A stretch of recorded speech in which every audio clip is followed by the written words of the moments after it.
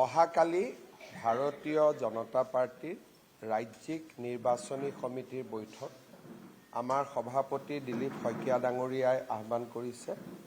ৰাতি 9টা বজাত বাজপেয়ী ভৱনত আমাৰ ৰাজ্যিক নিৰ্বাচনী সমিতিৰ বৈঠক শ্ৰী দিলীপ শইকীয়া ডাঙৰীয়াৰ সভাপতিত্বত অনুষ্ঠিত হ'ব।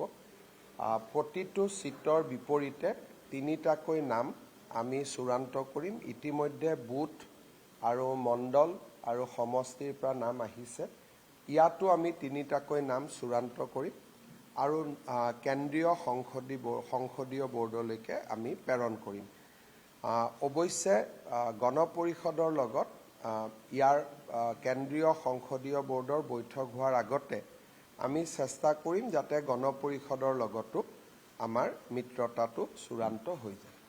আমি গুৱাহাটী, যোৰহাট, তেজপুৰ, ডিব্ৰুগড় 126টা সিটতে আমি ভাল শক্তিশালী প্ৰাৰ্থী দিবলৈ যত্ন কৰিম। অৱশ্যে বিজেপিৰ ফালৰ পৰা আমাৰ ফোকাছ আছে 103টা সমষ্টি, তাৰ ভিতৰত যোৰহাটো আছে।